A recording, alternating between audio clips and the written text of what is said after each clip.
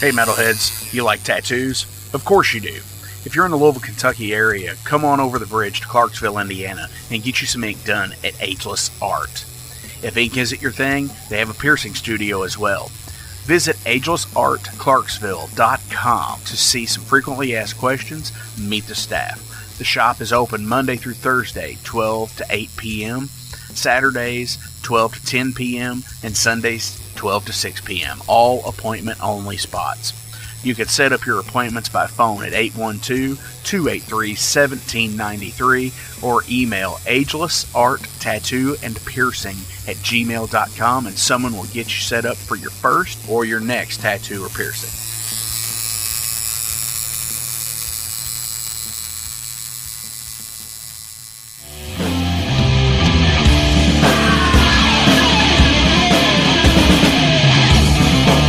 Hey metalheads, after going to a rager, what's your ultimate go-to? Mine is totally pizza. So when Overload is playing, or I'm promoting the Metal Forge live showcases, or the big goddamn metal show, I go to Pizza DoNisi. Pizza DoNisi is gourmet artisan pizza from right here in Louisville, Kentucky. It features things like the pizza of the month, the sandwiches, and also vegetarian and vegan options, which is so totally fucking cool for all of it's awesome pizza. You definitely want to go. Hey, and also from time to time they do cannolis. Oh, so fucking good. You know what they said, man? Leave the gun, take the cannoli. Yeah, just like that in Godfather. They're located right next to the Mag Bar at 1396 South 2nd Street. So either stop in or call in at 502-213-0488. They're open till midnight. The witching hour. Heineken? Fuck that shit! Pabst Blue Ribbon!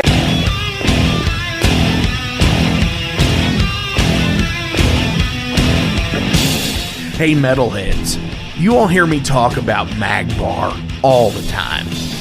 It is the home to the Metal Forge live showcases and is an integral stop in the Ultimate Underground Metal Tour schedule.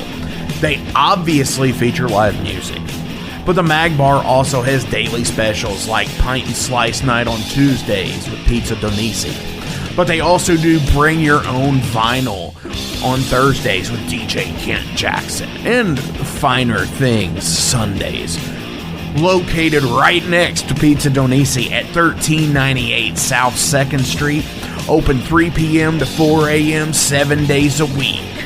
Get your asses out to the Mag Bar. Rock out.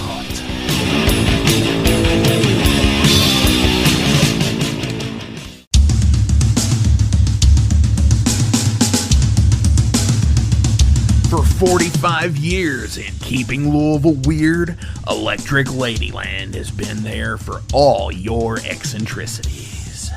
While they do offer the best smoking supplies out on the market today, there's a whole lot more to check out. From ashtrays and blacklight posters, to records, incense and burners, and items to stock your metaphysical supply.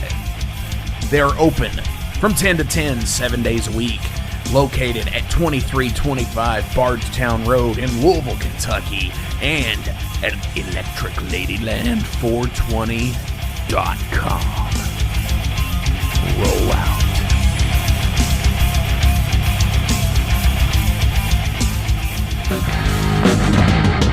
In a broken wasteland, come to my fire and place your blood and steel upon my pyre.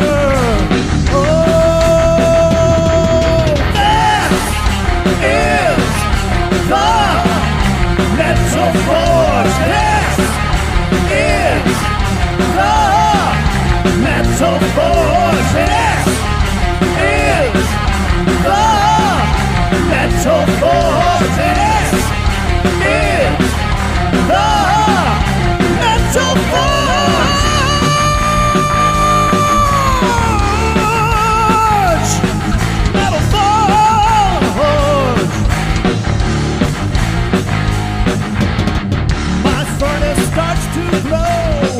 With crimson coals, What's going on, metalheads? Thank you all for tuning into this week's episode of the Metal Forge. My name is Mark Jackson, and I am your host. Wow, here we go. We are in March already. March fucking radness, madness, whatever you want to fucking call it. This week, our guest on the Metal Forge is Mortal Man. They, from fucking, Wilmington, North Carolina, and another North Carolinian here today, Mr. Jason Gardner of the Ageless Heavy Metal Wasteland. Dude, what's up? Some might say North Carolina's favorite son. Probably just me, though. Maybe you also. I don't know anybody who's ever said that. It's probably never been mentioned until just now. Maybe fortunate son. Ooh, dude, that would be a good TW. My parents weren't politicians. I'm not that much. No, that would be a good TW cover, I think. I could see Micah screaming on there, "It ain't me! It ain't me!" Well, going into Ageless back episodes real quick, there is a CCR tribute done by Ripple, and that song was also done by somebody else, so kind of takes the fun out of it when it's something prominent that's already been released. What would you do, though? Like, what song would I have done on the CCR tribute? Yeah. Tombstone Shadow. Nice. Yeah, it's not a very well-known song. No, it's not. Total deep cut. But it's actually, I used to have, I don't even know if this is still in print anymore. I haven't seen it. I can't find it on vinyl or anything. But there's a CCR Greatest Hits Volume 1. It's like every song you know. And then there's a Volume 2, which is like Chronicle Volume 2. Yeah, it's like the other weird shit that, like... Yeah, so Tombstone Shadow was a song that always, like, really stuck out to me because I thought it sounded really metal, Tombstone Shadow. Like, there's a song that's on. It's one of those deals like the Queen situation, because Queen has 3 greatest hits now. Right. Okay. So it's kind of like them, where you would think it would be on Chronicle 1, but it's not. It's on Chronicle 2, and I can't think of what song it is without looking, and I don't want to look it up. I don't want to take the time and clack away at the keyboard on the monologue here. But yeah, for me, I was in a band one time, and we did Have You Ever Seen the Ring? And it was good, and it's not my favorite CCR song, but for me, I would probably do something like Lodi. Yeah, Lodi's good. On that compilation, it's pretty good too. That compilation is really good, man. Like, maybe it was just like listen to it. I played a game with it. Like, I didn't look at the track listing. I just went in I don't know if you go in blind. I guess I went in deaf because I listened to it. But I think it serves the same purpose. I played a game and can I guess these songs? Because I know they're gonna be a lot different. And there's some really awesome renditions. Like, it took me a little while to get some of them. Some of them I get right off the get-go from the riff or the lyrics. But some of them sounded really foreign to me. I didn't even know what the hell some of them were.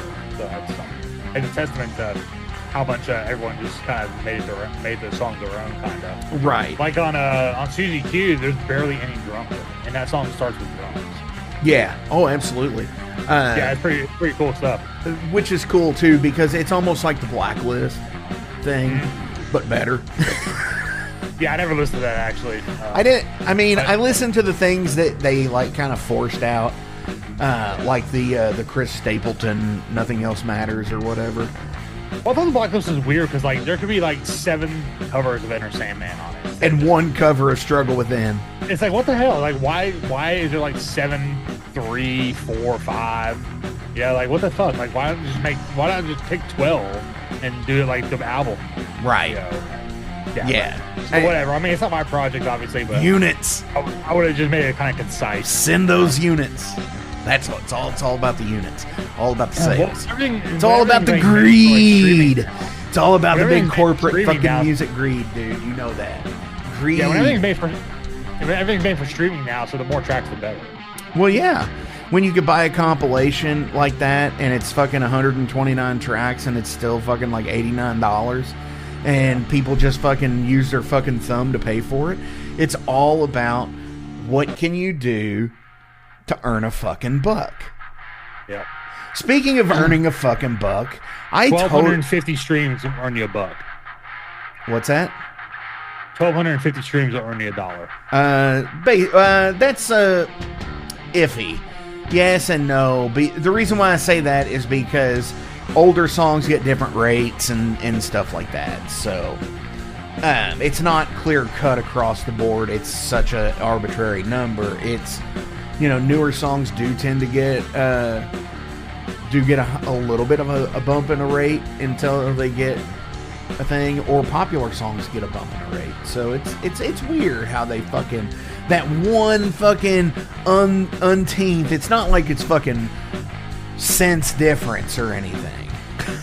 It's fucking, well, it doesn't matter now because Spotify has classified my band music as garbage tracks. So I mean, Overload's garbage tracks. There's a lot of bands out there that 1,000 plays per track to get anything, not per group, per track. So, yeah. Where the little guy gets fucked once a year. But anyway, that's not our topic for today. Yeah. So, okay, big news in the last week. It's not to me because I was just like, I call in the days of like back fucking, I don't know, the Eagles could probably have fucking, they went the longest, I think, of anybody that's been broken up before coming back. What'd they do, like 14 years, 12 years, something like that? But the thing about it is now Slayer's back.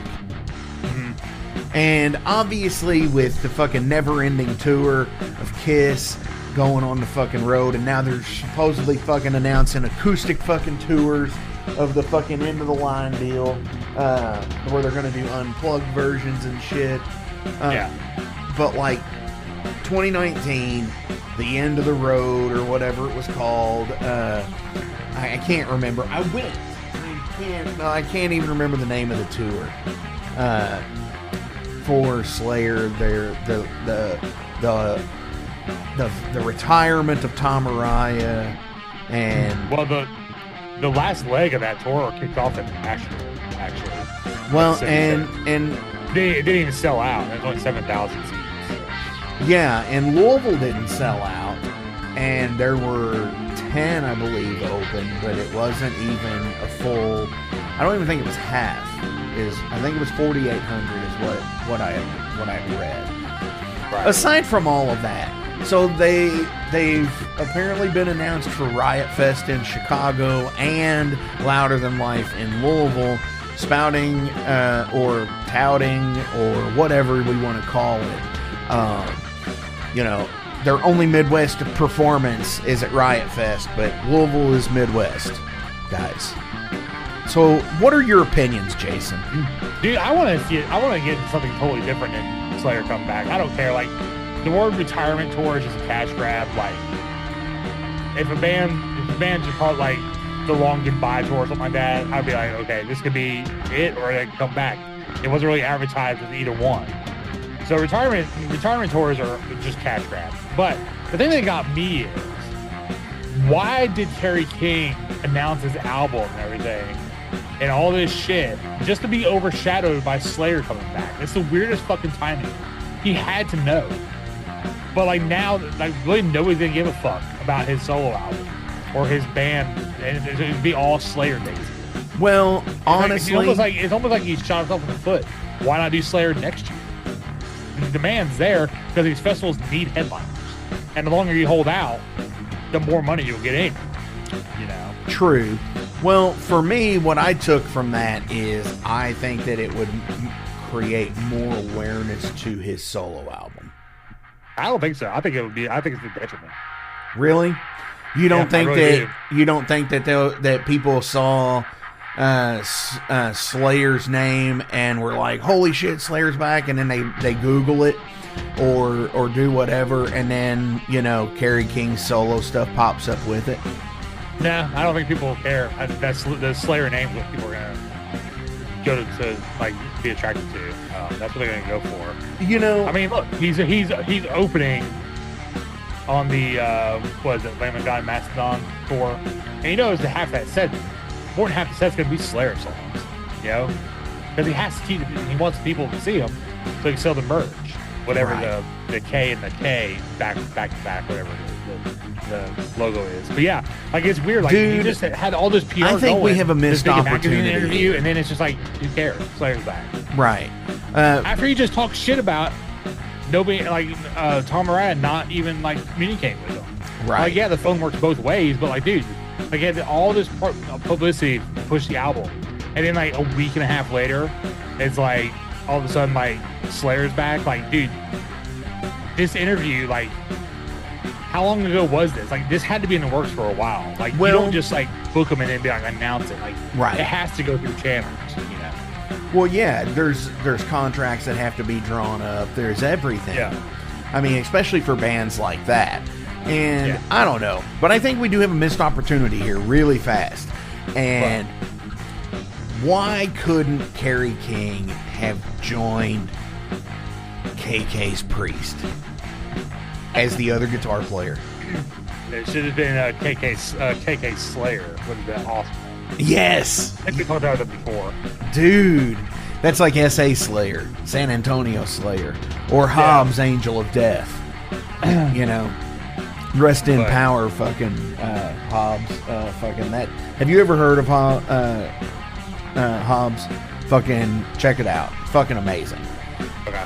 Yeah, fucking so fucking good. I'll send you a link to it. But no, honestly, to me, it's a cash grab. But no, I had somebody sit there and tell me on something where it was just like how, and I sent the message to you about how they've affected every genre of music. It was like the most like asinine thing I'd ever read. And I was like, maybe not. It's like from fucking hardcore to punk to rap to fucking black metal, and it's like, what?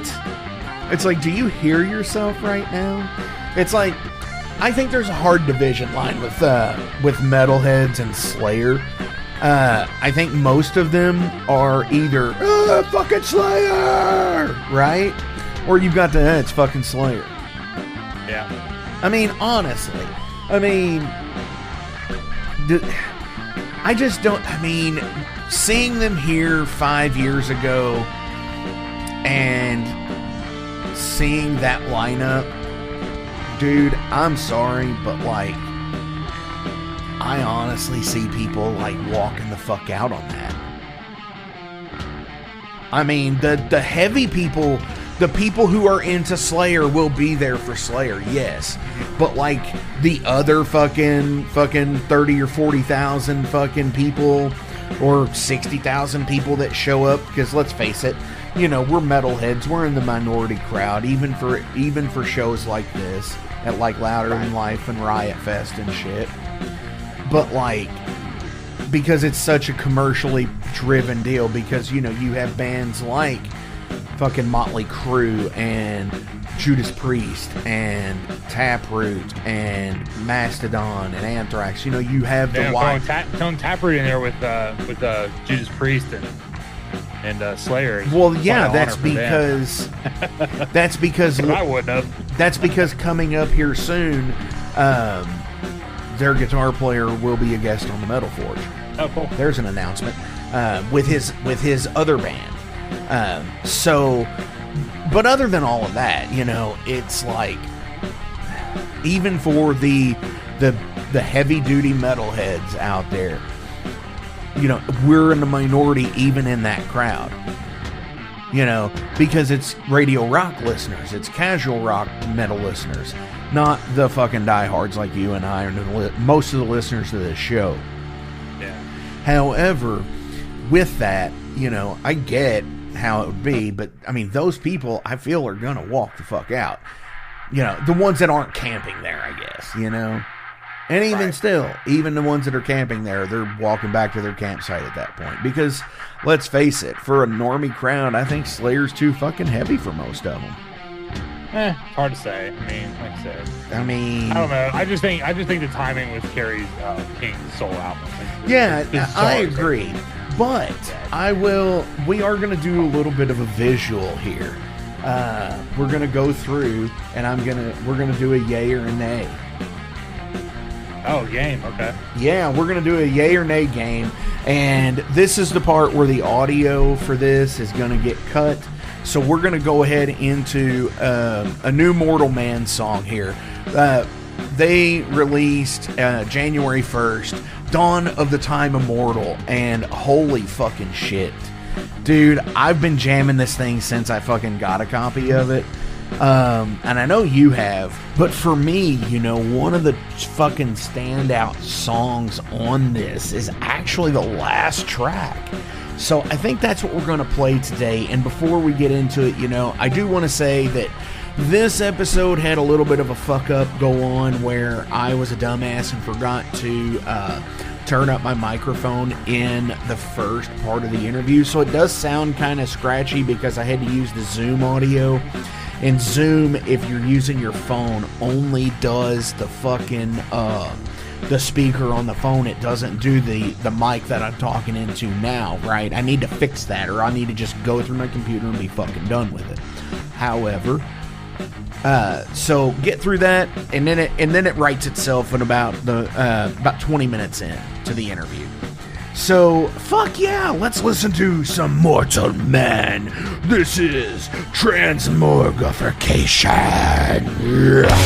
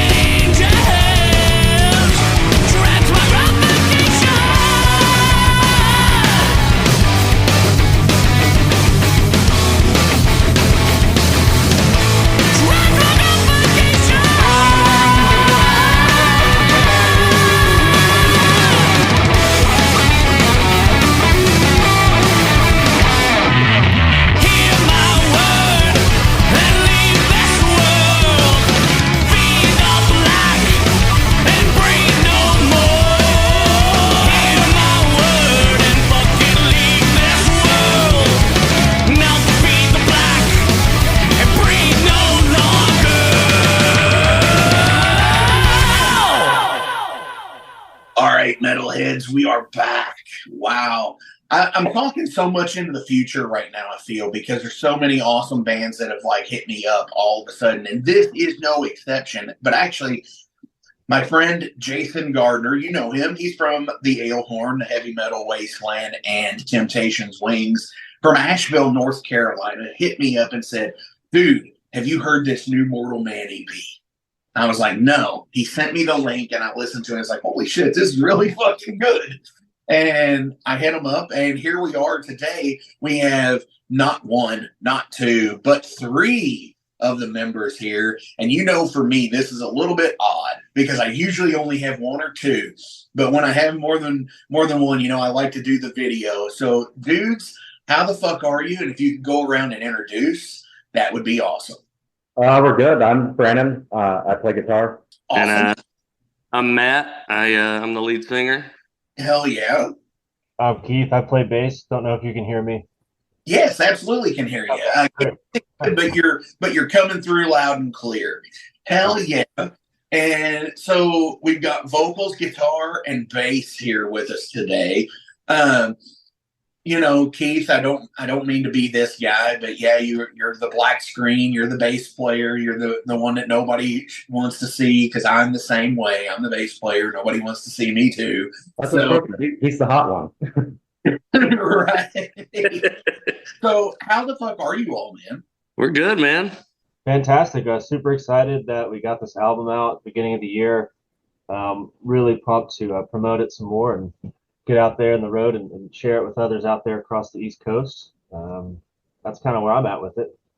Hell yeah. And what we're talking about is Dawn of the Time Immortal. I love that title. And, you know, the cover of it kicks ass because I've always loved robed figures on anything just because of I'm such a D&D nerd that like, oh, I wonder what that is. It's like the Lydia Deep from Beetlejuice. Are you all blood, pus, and grotesque under there? Right. Yeah, we love a good cloak. Yeah. Well, for sure. And why wouldn't you? So before we get full force into the new EP, give everybody a rundown for like the Mortal Man history, because if you go and look on the Metal Archives, there's not really a lot of info there. It just shows a full length that came out in 2012, and it shows the new EP that came out on the 1st of January. Yeah, we like to keep everything mysterious. Do anything. So like you guys are some kind of, it should be by the years formed and years active, you should be by the Metal Archive standing Immortal Man. Yeah, absolutely. like Brandon said, we like to keep things mysterious. Which means we're not very good with computers. Yeah. Definitely. Well, so you're from Wilmington, North Carolina, Right. which obviously is a hotbed of metal because you have so many awesome fucking other bands from there as well. Children of the Reptile, Friends of the Metal Forge are from Wilmington. Oh, yeah. You've also got the tie-in to like the Mega Colossus and stuff like that with them. But I think they're from Raleigh. Oh, and he wearing the hat even. I didn't even notice that. Which is cool because I recently just watched your old live video on YouTube. And for one, I love it. It sounds amazing. But you were wearing the hat in there, and I kept every time I would get to see it, it looks like another band's logo. I was like, who the fuck is that? Because it looked like the band Bloodletter. And I don't think that's who it was, but like the logo looked so similar. And fuck yeah, man. Well, it's nice to see you sporting the Mega Colossus. They're going to be on here soon too. So yeah. Oh, good. We're They're awesome. Sorry, go ahead, Matt. Oh, I was just going to say that's great. They're an awesome band, really good friends of ours. Oh yeah. Yeah, we actually have some shows coming up with them and Children of the Reptile, I think, in March. We haven't played with either of those bands since that pandemic show. We played a fundraiser for our local venue here, like Reggie's, and we did a live stream for that, which was a lot of fun. Fuck yeah. And I was speaking with somebody a while back. It was during about the summer of last year. I know she wanted to get like a metal night at the Eagle Fair set up. Yeah. Is it Lauren? What's that? Was it Lauren? I think so. Yeah. Yeah, and I don't know if it ever got set up. I hope it did. Yeah, they're doing shows there now. I think they just started doing them there this month. They had a stage for a long time. Right. But kind of format with nobody booking it apparently. Right. Yeah. So hell yeah. So it is only the 2 releases, the full length from 2012 and this. Right. Yep. So why the gap, the 12-year hiatus? I mean, was it really a hiatus? I mean, I'm assuming you were playing shows here and there, but no real writing or anything, or what's up? Yeah, we're mainly hobbyists at this sort of. So, yeah, we played a lot of shows. We were still writing music in that time, and that's what made it on the EP. And some of it just came down to us being more interested in getting like shirts and merch and stuff like that in the meantime until we could save up enough money to record again. Yeah. And I think we had a couple of speed bumps along the way too. You know, people had babies and life stuff happened and that kind of thing. So we wait a minute. I figured you were going to ask about that. Like, why 12 years? Actually, we've been sitting on this one for a year before we released it. Did you just seriously do the ultimate metal thing and call a baby a speed bump? Holy shit. Yes. So this has actually been ready to go for a year. Yeah, pretty much. Yeah. Wow. So why the wait? I mean, did you just feel it wasn't the right time, or what's up? We had someone contact us from the UK asking about putting it out on something like for a UK release and putting a song on there, but they asked that we didn't release it on any other platform until after that release came out. And yeah, it was a compilation album. Yeah. And then that got slowed down. They had some issues and it got slowed down, and that didn't come out until like end of October. And so then we kind of just decided, well, when would be a good time? Why don't we just do it the first of the year? So I think it was done, February? Yeah. Is when we finished, when we had it mastered and had the completed versions. Yep. Also, I don't know if it was mentioned, but we did have some lineup changes over that gap. Yeah, it was that too. Yeah, I kind of noticed that through the Metal Archives because it does list a couple of different active bass players. That it's showing Keith that you're active and Victor is still active. So, well, Vic now plays guitar. That sucks for that shit. Yeah, yeah. Vic is our other guitar player now, but before he fully joined the band, he would sit in for Keith if Keith couldn't make a show, and then he also played guitar. Brandon was out for a little while, like a year or so. And he played guitar for that, and we love Vic so much, we just had to keep him in the band. Yeah. Yeah. I mean, that's what happened with Yannick, and Yannick's still there to this day, and Maiden, so fuck yeah, why not? So let me ask you this, because I have never in my band, in my music career, have never actually experienced this, and I want to know how it's like. So I've always just had full member replacements. I've never had a fill-in player. I think I tried to have one time, and we just said, dude, our shit's not that hard. You can fucking wing it. And it was fucking terrible. It was awful. And so how is that for you all? How do you all deal with like a fill-in? Well, luckily we had Vic, and Vic's an amazing musician, so he easily filled those positions. Awesome. Yeah, we had a couple of fill-ins too. Like I technically sort of filled in when Max broke his clavicle, and that's when I wasn't playing in the band. That's also sort of how I ended up back in the band. Is they needed me to fill in for a week, and even for that show, Carlos was filling in. Carlos that used to play in Meteor and Salvation, he was filling in on drums. And I think, was Vic playing bass on that too? I think so. It's like, because Keith was on tour with Music Hates You. And I think it was just a band of fill-ins at that point. Nice. And then after that, we had. Oh, go ahead. No, sometimes there's a beautiful thing to that, and I believe you can consider bands like Green Jelly and Guar a band of fill-ins at this point, because Green Jelly has like the main cat, right, and everybody else. I know he's had over 600 members in the band. Wow, Lord. Because they 66 members. How much? I was saying, trying to make it to 666 members. Yeah. I believe he actually was, and so I totally get that, and it's cool that if you have somebody that can just sit there and say, "Hey, can you play guitar for us on this show because so and so can't make it, or can you play bass?" And that's pretty cool. I mean, that's an amazing thing that I wish more independent bands did, especially like as a touring place, because there's some guitar players out there that have played guitar for multiple bands now that are just, they're master fill-in players, it seems like, which is cool.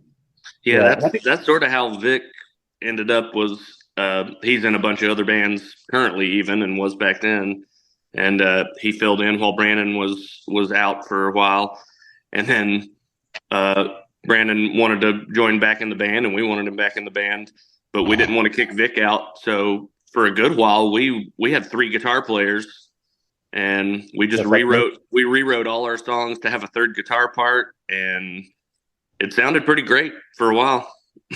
Well, at least you rewrote them to have a third guitar part. You didn't just we didn't double up anything in there to say, "Hey, or play this," and that's what it basically ended up being, because we were talking about Yannick a minute ago, and I think that's kind of what they did with him. It's like, just fucking play something. Just look good. Yeah. Yeah. As he does the weird half splits on the fucking main. So when it comes to writing music now, with it being so many different people that have been different roles of bass players and guitar players and fill-ins and semi-permanents and permanents, how do you all write? Because obviously it's been a while since between the 2 releases. Well, right now I think we have, we have like a pretty solid lineup, and kind of probably one of my favorites that we've ever had.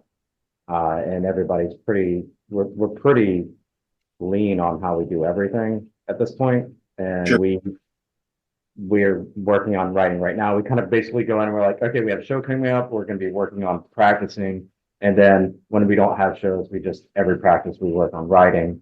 So we have like a couple things coming down the pipeline soon that we'll have, I would say probably about 3 songs that we're kind of working on right now. And then after those are done, we'll just start that over again. And so, yeah, I mean, I think, we don't really have any kind of lineup changes in the future that we foresee, or fill-ins. We're just working on writing and doing that stuff right now. So yeah, and I don't think that really answers the question, but yeah. No, definitely. Yeah. Because, but you've had this new release with the EP, and here you are, you're already ready to go, and you're already currently working on new stuff again, because this was delayed in release, so it's only giving you nothing but time, right, to do the next thing. Yeah. And I would say with the songwriting process, it's a really awesome process in my opinion. These guys come in with riffs, and we all share them, and they see what works together, can we transition this riff into that riff, and then the songs form, and then I'll kind of help out here and there, just popping in my opinion until the song is mostly done as far as the instruments are concerned, and then I'll go in and try and write some vocal melodies after the fact, and then come up with lyrics after that. Okay, I was going to ask you about that. Are you only a vocalist, or do you play instruments as well? I mean, I can play some instruments, but not nearly as well as these other guys. So I am just a vocalist in this band. Ocarinist. Yeah, I can play an ocarina. Well, the reason why I was going to ask that is because if you're going through, do you ever offer the, like, because if something might work with an idea for you melody wise, do you offer that as a suggestion as to maybe double it up with a guitar or a bass line or something like that? Yeah, sometimes if I'm thinking of a vocal melody and we might need to repeat a part or extend a section or something like that, I'll throw that idea out and we'll usually work it out. And if it doesn't work out, I'll change what I'm doing.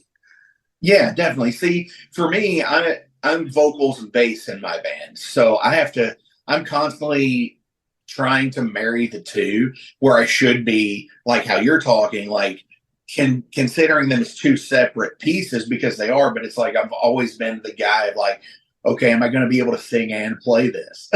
Yeah, that's tough. It's tough to sing and play, and especially try and write. Yes. Like if you've written an awesome bass line and then you're having to concentrate too much on that to be able to do your vocals. You got either you got to change the bass or you got to change the vocals. And there's those certain bass players out there that are fucking amazing, that play these like weird, complex fucking things and just sing over. It's like, what the fuck? Like Geddy Lee does that shit. Yeah. It's like, quit fucking shit. It's impressive. I know you're good. Okay. Do it on one song on every album. I always think that way about like Dave Mustaine, where I'm like, how does he play that and sing? And I love Megadeth, and we can all agree that Dave he's a vocalist. But what's the impression of Dave? Popeye falling down the stairs?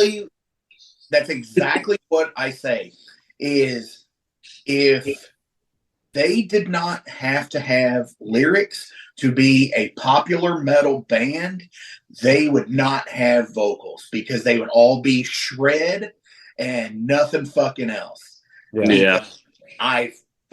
Because if you've ever seen that band live, he fucking just pisses his way through the vocals. I've always said that about them. And as you said, well, he's a vocalist. It's like, it's grown on me over the years, but it's like my love of the music more than anything. Yeah, like I love Megadeth, so. But yeah, like the idea of they're trying to play some of that stuff and sing at the same time, like, I don't know, man, that seems crazy. Oh yeah, and honestly, his vocal delivery live suffers because of it. But I mean, he's honestly, I think he tries to say the lyrics without moving his mouth. He looks like he's trying to be a ventriloquist on stage sometimes, and I love it. Because, like, I unjustly sometimes rag on him. Every time I see the fucking meme or the fucking reel with Lane Staley fucking, watch him become a god. I always share that shit. Because, I mean, who doesn't like the clown on Dave, right? Right. I mean, I respect his playing ability still, even with the fucking arm injuries and the fucking throat cancer. Yeah, he's still fucking kicking ass up there. He's opinionated, but, he still kicks ass. Yeah. Yeah, he's an amazing guitarist, and I've always enjoyed their music. But, yeah, his vocal styling does sound like Popeye falling down the stairs. It's like...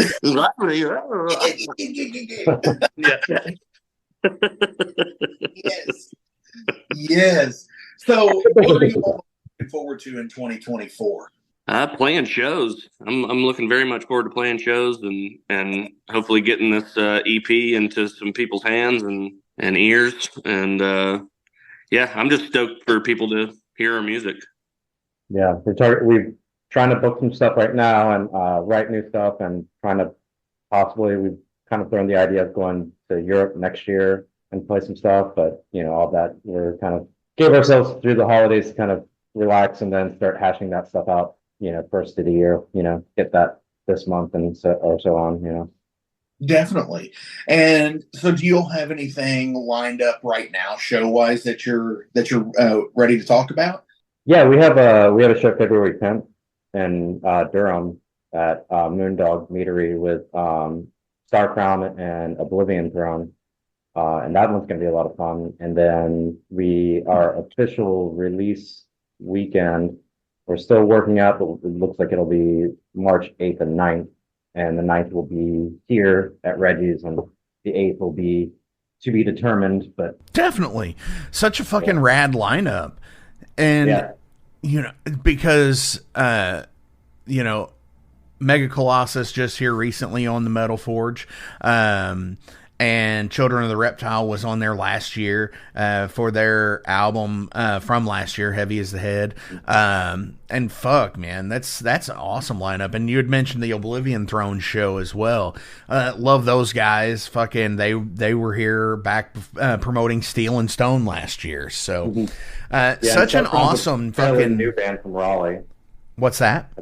And Starcrown, they're a newer band from Raleigh too. Definitely. So looking forward to hearing some of those bands. All that one in particular. Everybody else is fucking kicking ass.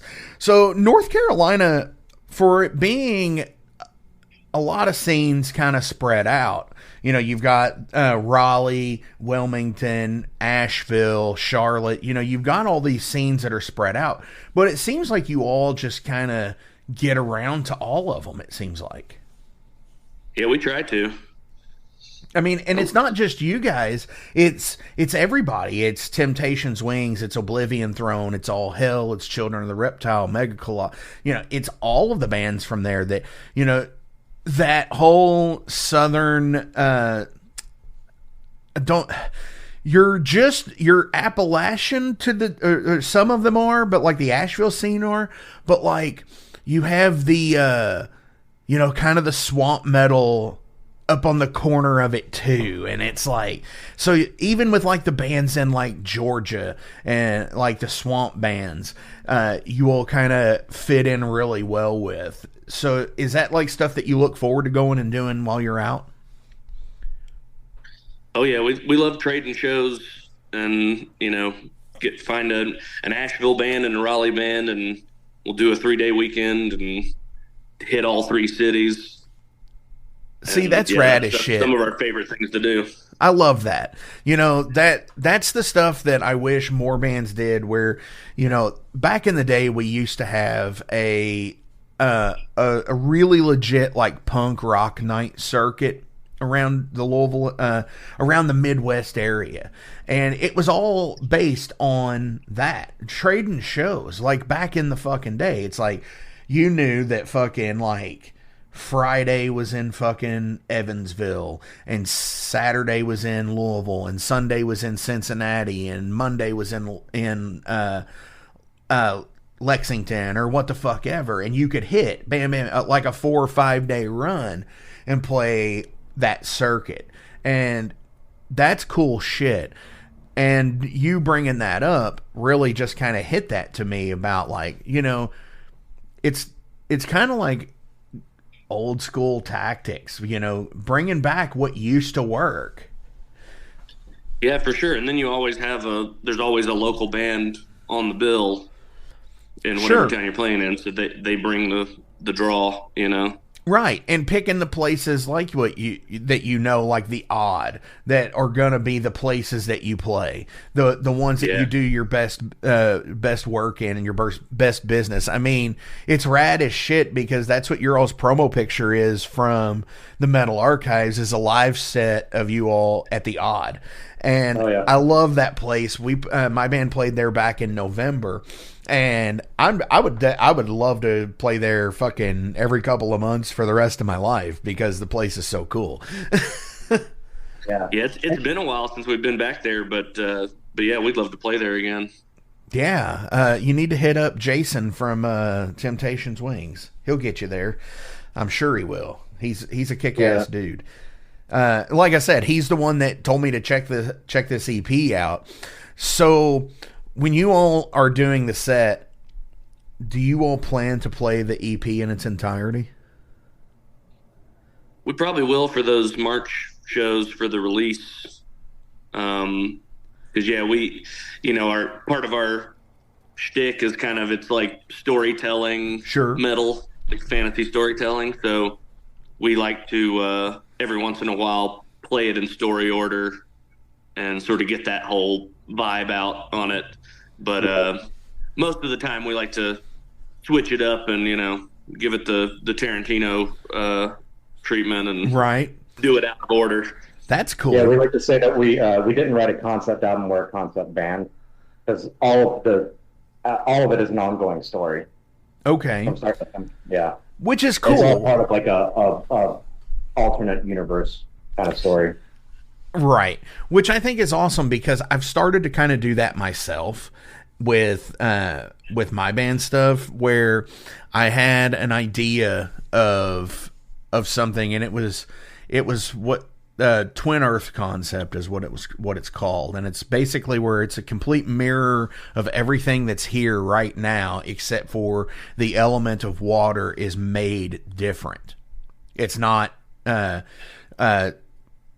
hydrogen oxygen. It's it's a different molecule, but would you still call it the same thing? Water. Well, that's a wild idea. Yeah.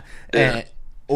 And so it's just this weird kind of like concept thing, and I kind of interjected a trio in there, and it's a loose whatever. I think it's more on the album covers than anything. I'm Right. seeing like, holy shit, what are these fuckers doing now? They're sacrificing somebody? What? Yeah. So Yeah, no, I've found that just trying to do storytelling is a much easier way for me to write lyrics sure. than to write lyrics about how I feel about stuff or whatever. Like, I was just never very good at that. So once I started thinking about like a fantasy story that I can do chapters of, or sort of talk about a battle or talk about an event or whatever, it's just much easier for me to get those lyrics out. And then after the fact, I find out that like, oh, I actually did put some of my feelings into those lyrics. Right. After all, just didn't know I was doing it at the time. For sure. See, for me, I've always been the guy where it's like, I find it hard to like write a cohesive narrative thing. But I also find it hard to write about something I've never personally experienced. So like, I couldn't write about, just like some aspects of domestic violence, because I've never experienced those aspects of domestic violence. So how could I write about it, But then Right. it's like, wow. Then everything just kind of takes shape, and you're just like, well, put yourself in a situation. What would you do? How would you change it? And Yeah. Right. You imagine, like, and then that's kind of what I do with my lyrics. I'm thinking of this fantasy story and like, oh, what would that character be thinking about there? Or what, what's going through their mind? What's their motivation? And then that helps me sort of get the story out through the Fuck lyrics. yeah.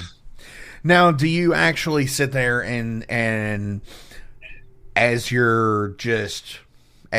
certain days go by, whatever, you just write a little bit of something here and there, continuing a story? Or do you wait for music? That's probably what I did in the beginning, but now I sort of have a whole story arc in my head, but that's part of our writing process too, is I wait and see what riffs these guys come up with, and see what that music, what the feeling is in that music, what it makes me feel like. Do I feel anxious? Do I feel triumphant? Do I angry or whatever? And then I think about where that would fit in the story, what character would be feeling that when in the story, and then I kind of write around that. That's awesome. Dude, fuck yeah, man. I like it. I mean, I really do. It's fucking the even the live video where fucking the snare breaks. Fucking it's I love, well, for one, I love that kind of Gonzo-esque shot video. A friend of ours, that's funny. Just thought of something else. A a friend of Overload's shot a video of us back in November where he was standing right at my mic stand and was just going fucking to town, and it was just like, wow, it really makes the video. And the other, like, if you ever look on YouTube, like Punk Rick's videos, he's got some really cool shot stuff like what you all had, and it just looks so fucking awesome. And I really hope to catch you guys live soon, either coming up here to Louisville, me being down there in North Carolina, which I plan to do this year at some point. But we're going to go ahead and switch over to Derailed. This is 5 random questions about you all as people. And I don't know where these come from. Well, I do. They come from an interview deck. And it's just like, yeah, let's see what we can fucking muster up, right? All right. Have you ever had a big fight in public? Like as a band? As anything. This is all about you as people. So it could be band, it could be spouse, it could be brothers. I mean, have you ever had a big fight in public? I don't tend to. I try to keep that kind of stuff private if I can. Sure. But yeah, I can't think of a time I've had an argument, a real knockdown drag out in public. What about you, Brandon? Not with someone I knew. Just with someone being an asshole. You're not under any kind of like statute of limitation right now or anything, are you? No, not like I not that I can think of. Yeah, probably the only person I can think of that I probably argue with heavily in public would probably be my mom. But she's a very intense person. Aren't they all? Huh? Aren't they all? Yeah. What about you, Keith? Sorry, Mom, I love you. No. Typically. Dude, he's a bass player. He's probably pretty fucking chill unless he's at home, and then he's like fucking high strung as shit, I'm sure. Like I am. I'm sorry, I didn't mean to call you out like that. No, I mean not in my 30s. In my 20s, yeah, absolutely. I was a lot more rowdy, as I'm sure the rest of the guys can attest. But no, I've dialed it way back over the last 5 years. I'm pretty chill now. For sure. Yeah, we're all pretty chill. Good. I mean, yeah. I mean, sometimes it just gets to the point where you're just like, what the fuck? Why? Yeah, I think that has a lot to do with why we stuck together for so long. It's just we're all pretty chill dudes, going people for the most part. Fuck yeah. Do you think history repeats itself? And if so, what do you think we should be looking for today? Fall of the yeah. Empire. Go, Keith. I was gonna say the fall of the Roman Empire would be one. Olympus has fallen into our current society. Right. A lot of similarities there. Skynet. Yep. Yeah, I think everything has a return. Everything comes back around in some way. So yeah, history does have a tendency to repeat itself, and it's hard to learn from those mistakes as a species. It seems. For sure, because I think you know. Just to quote the beginning of the film Braveheart, but history is written by those who hanged heroes. That's true. And, whether it be whitewashing of history or what the fuck ever, it's always something. And that's why I think we as a species, here we are, we're all in fucking different parts. You're all in North Carolina. I'm in fucking Louisville, Kentucky right now. We're talking over the internet, but like, as it comes out, like, how many people still do like what we're doing now at a distance to the people next door to you? Right. Right. You know, Yeah. or, you know, how often do you go to the bar and see the same person anymore? You know, I mean, you're in your 30s, your 40s, or whatever. You're probably home chilling mostly, like I am.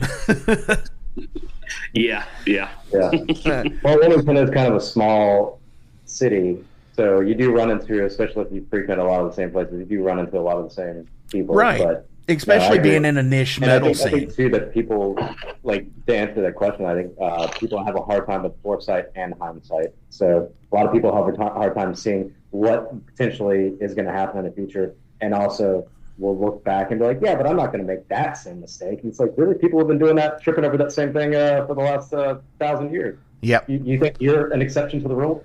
For sure. Forgive or forever hold a grudge, and why? I think in I guess most that would circumstances, depend. yeah, but I'd say overall probably forgive. It's just easier, less stressful. I mean, unless somebody like wronged my mother, I'll most likely forgive you. Dig. Yeah, I'm on that. I'd say forgiveness is usually the better way to go, depending on the situation. Right.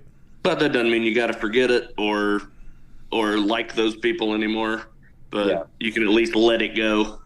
I agree. I think I've definitely had people who have done some things to me in the past that I was not a big fan of that person for a while, but then let it go, and it's just like, yeah, but I know where I stand with them. You know, I can be friends with them again, or I can be acquaintances with them again, but I also know, you know, that they could be how a much I can sleazebag trust them. motherfucker. Yeah, right. For sure. No, and totally get that. And I think it's a matter of time. Based on severity, it's all a matter of time, you know. Yeah, some things that you never get over, and I get that. You know, if you were wronged and what the fuck ever, you know, however it was. I mean, I'm sure I've wronged people too, and sorry for that. We all do. I did. Yeah, we all do. But yeah, dig, man, dig. What habits or disciplines do you need to usually stop when you have to assume like a goal? My worst habit to stop is probably procrastination, waiting until the last minute to do everything. Although I do my best work at the last minute. Many of us do, I'd say. I think my problem is being punctual. I'm very, very much either early or to everything. No, I'm notoriously late to everything, and procrastinate. He's on Brandon time. Yeah. Nice. Yeah, I had It's not quite actually Eastern or dude. As long as you Understand.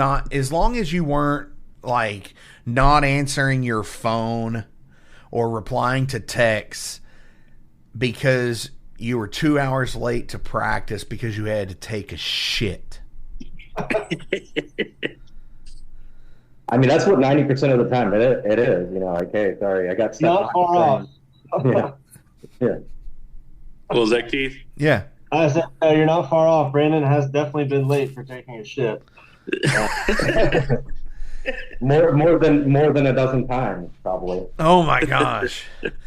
You know, the bad thing it would be is if it was even at your house. Yeah. What about you, Keith? What are your habits that you need to drop to achieve your goal? No, that's a good question. I think if I know I need to get something done, a good night's rest is something I tend to put off. I can go with pretty low sleep, but if I do, I suffer because of it. So for me, I need to just make sure I get at least 8 hours of rest before I do anything. I know that's important, whether it be a big day at work, an interview of some kind, or just a meeting, or a big objective the next day. That all revolves around getting a good night's rest. And a lot of times I take that for granted. So I understand that now in life, but for me, it's the sleep. It makes or breaks a good day. Very much. And you know, I've come to realize that now too, that I've hit my 40s, and I used to fucking be able to, you know, I had to usually get a lot more sleep. Now it's like I'll be going to sleep around like midnight or 1 and have to be up by like 7. And I don't know, it's like I tend to like hyper focus at that point. It's like, I mean, it's still like, you know, 6 to 7 hours of sleep, so it's still sufficient, right? But hell yeah. Dig that. Make sure you get the rest and make sure you don't put it off. That's really what we're trying to say here. Yeah. Yeah. It's very important. Dudes, I have one more question, but before we get to it, as always, links are listed below, so please give a like, a share, and a follow.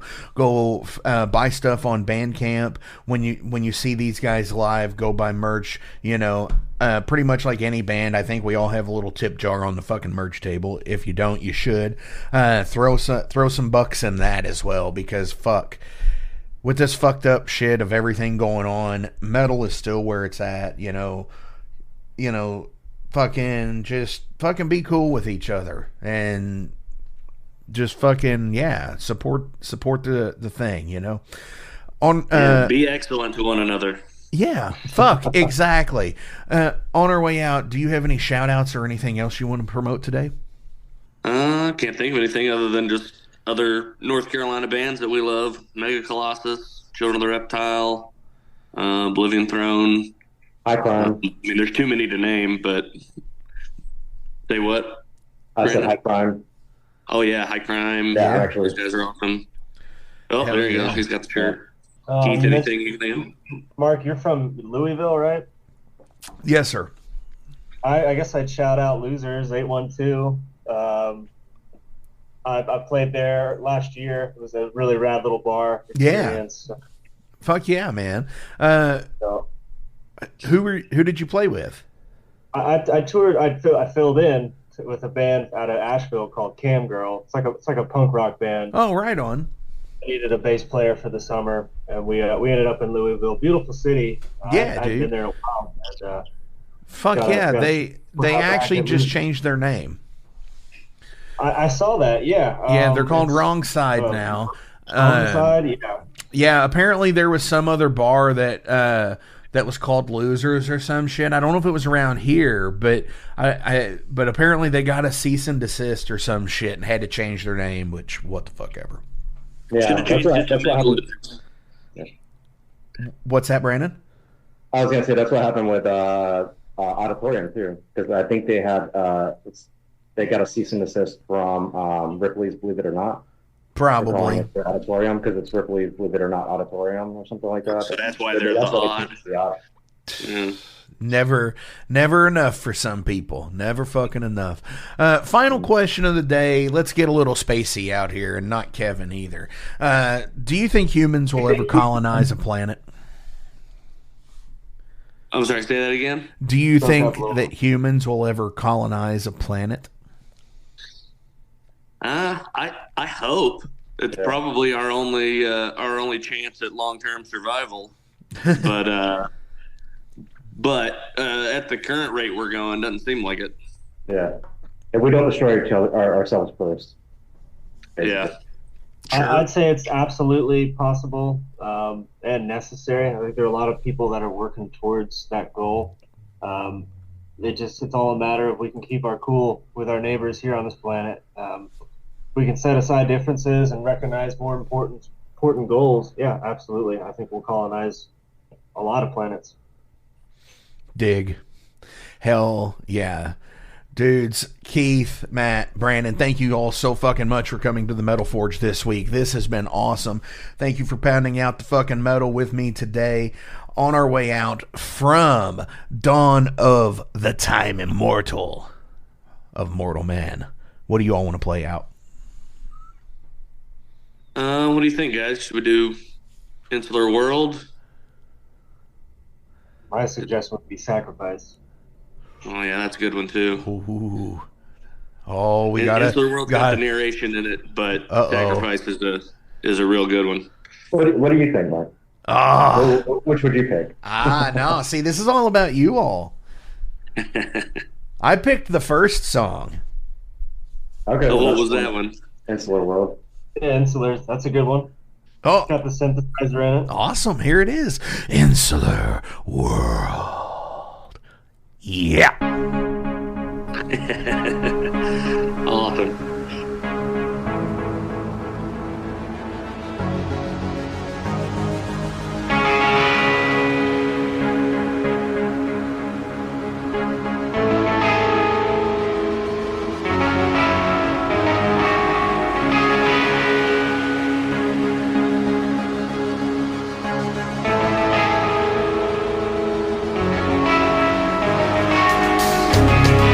He steps through the doorway, eyes blinded by the glare. All dimensions unfolding as he floats through the air. Into every direction, he is pushed and he's pulled. Life's essence extracted until the vessel is full. And to the edge of the darkness, through the passage of fate, he's expelled from the portal, through the cracked ominous gates. As he eyes his surroundings, a wave of terror sets in. Not the past meant for saving, but fresh hell for his sin.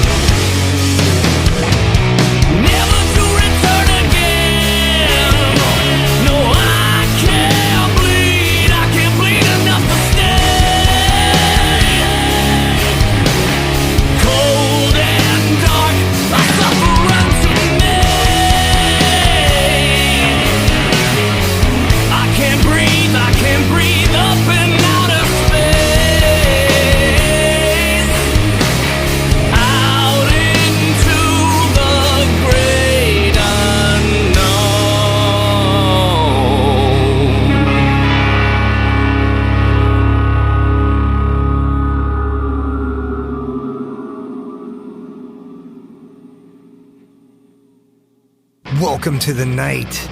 You think you know Night Demon? Then the Night Demon Heavy Metal Podcast is for you. Step into the darkness as we peel back the curtain to give you an unprecedented, all-access look into the mind and the heart of the demon. We're talking band history, song analysis, studio anecdotes, stories from the road. It's everything a diehard Night Demon fan could want and more. This is the only place to learn the inside scoop, the deep dive trivia, the untold tales from the band members themselves and those closest to the Night Demon story. Need more? The Sacred Night Demon Crypt will be pried open to reveal demo recordings that have never before seen the light of day, all with in-depth commentary by the band and the people who were there for the writing and recording process. This is a gold mine, a treasure trove of all things Night Demon. Head over to nightdemon.net or wherever you listen to podcasts.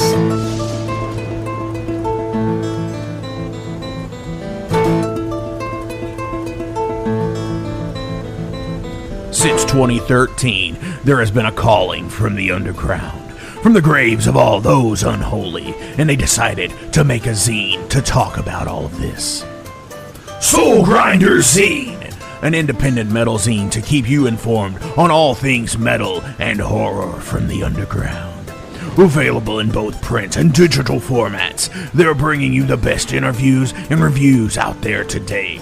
Not only do they do the zine, but they also do compilation CDs. Check them out at facebook.com/soulgrinder.zine and start your subscription now.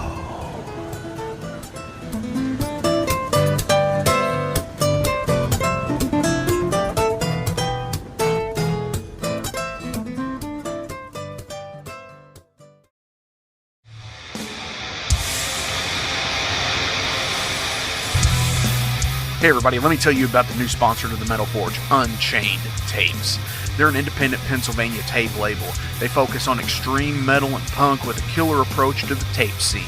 Visit their web store at unchainedtapes.bigcartel.com now to get your fill of tapes. And for being a Metal Forge listener, enter the code METALFORGE10 at checkout to get a 10% discount on your total purchase. That's unchainedtapes.bigcartel.com.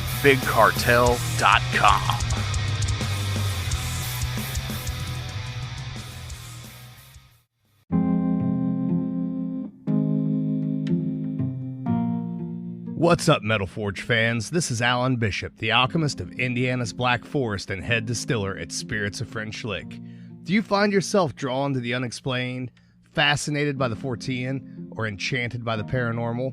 If the things that go bump in the night resonate in your mind, then tune into my brand new podcast, If You Have Ghosts, You Have Everything. Featuring first-hand accounts, collected stories, interviews, history, and speculation related to all things not of this world. Available now on Anchor, Spotify, Google, Amazon, and more. Set back, relax, and remember, if you have ghosts, you have everything.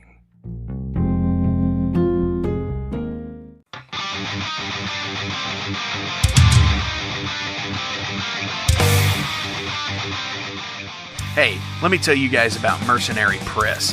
They're an independent London label and distributor of all things metal. Mercenary Press delivers the goods from their own independent zine. Trust me, you're going to want to get in on that. To distributing various bands from all over the world, including Cramp from Spain and Sadistic Force from Texas. Visit mercenarypress.bigcartel.com to find out what all they have in stock and what you can order. And for Metal Forge listeners, enter the code METALFORGE10 to receive a discount on your total purchase at mercenarypress.bigcartel.com.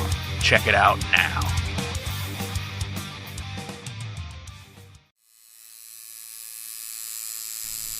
Hey Metalheads, it's with great pleasure I get to tell you guys about a new sponsor to the Metal Forge, Ageless Art, New Albany. After 20 years of owning and operating Ageless Art in Clarksville, Indiana, Phil Garrett had a vision for a new type of tattoo studio. Something that is clean and modern, sleek, refined, inviting. And he's done just that with Ageless Art in New Albany. You can find it at 2736 Charlestown Road, New Albany, Indiana. 47150. Business hours are Monday through Saturday, 11 a.m. to 7 p.m. Sundays are 12 to 6. All sessions are appointment only, so give them a call and go get you some new ink. Or if it's your first time, go get your first one, baby.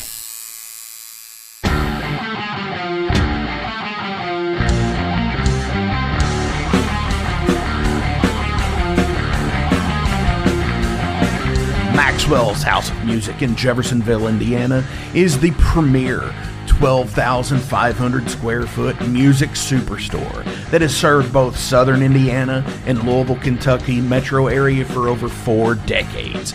Originally founded by Marvin and Beverly Maxwell in the 70s, this gym remains a Maxwell family-owned business.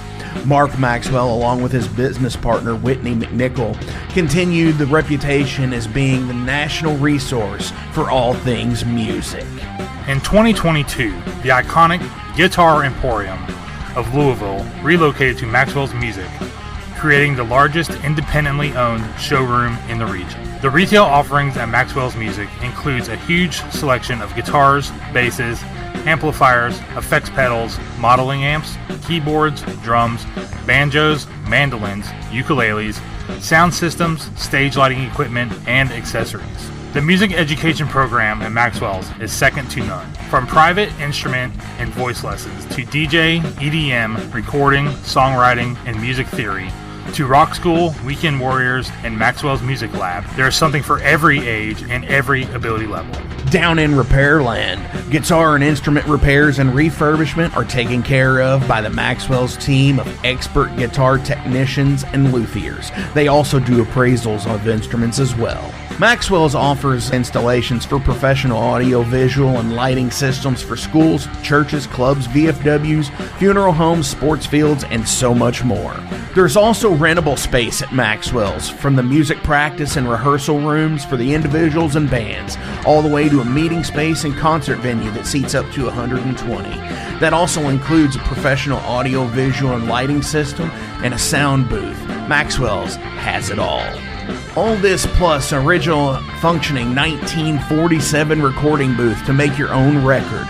Go to the Guitar Hero throne, to the very own Elvis statue, and don't forget the Harmony Green Pocket Park.